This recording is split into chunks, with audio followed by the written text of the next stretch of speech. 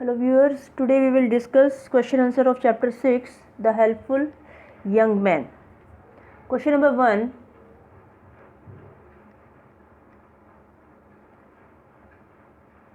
Why did the young man go to the remote sea? जो young man है वो remote sea में क्यों गया? The young man went to the remote sea to bring the eyes of the fish. जो young man सबसे छोटा बेटा था जो किसान का, वो remote sea में मछली की आँख लाने के लिए गया. Question number 2. Why did the Elder brothers become jealous of their youngest brother? क्यों ईर्ष्या कर रहे थे जो बड़े भाई थे छोटे भाई से? The elder brother became jealous of their youngest brother because he thought that he would be the heir to the father's property, कि वो अपने पिताजी की संपत्ति का उत्तराधिकारी बन जाएगा, इसलिए उनसे ईर्ष्या हो रही थी. जेलस मतलब किसी से ईर्ष्या करना. Question number 3. How did the young man save the buck and the jackal? Buck मतलब हिरन.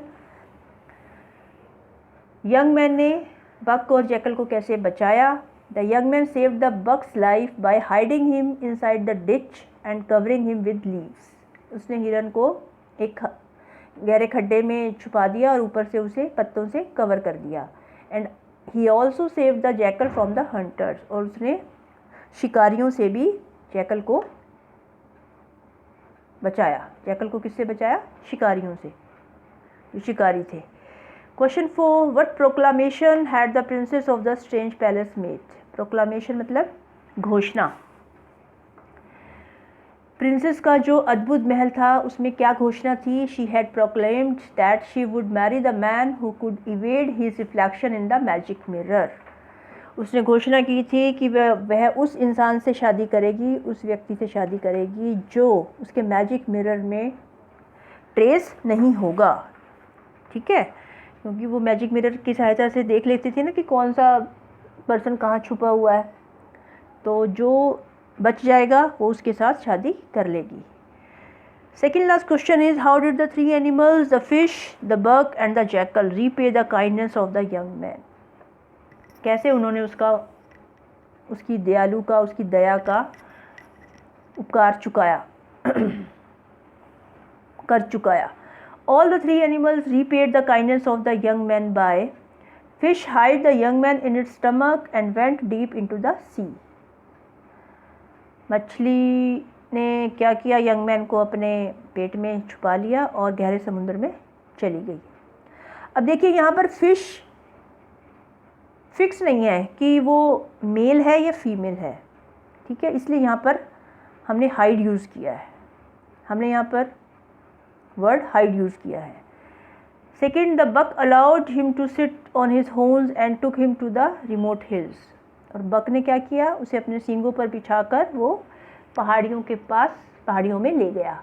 And the third is the jackals made an underground tunnel to the princess bed and hide the young man under the princess bed.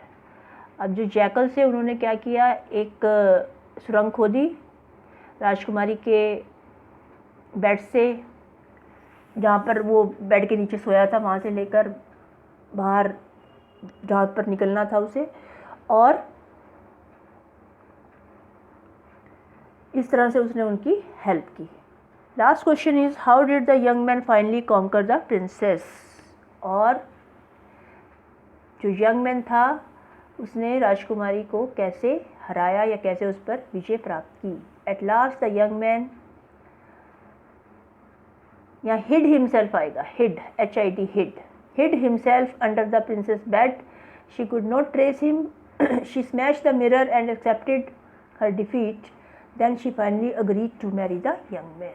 और अंत में क्या हुआ? Young man ने खुद को प्रिंसेस के बेड के नीचे छुपा लिया. प्रिंसेस बेड, यहाँ एपोस्ट्रोफी ऐसा आएगा बेटा. और वो उसे ढूंढ नहीं पाई. उसने क्या किया? मिरर को तोड़ दिया और अपनी हार स्वीकार कर ली. डिफीट का मतलब होता है हार. और फाइनली अंत में वो यंग मैन के साथ शादी करने के लिए तैयार हो गई. This is all about your syllabus of literature. ये नोटबुक पे कर लीजिए अपने क्वेश्चन आंसर और साथ साथ इन्हें लर्न भी कर लीजिए. ठीक है,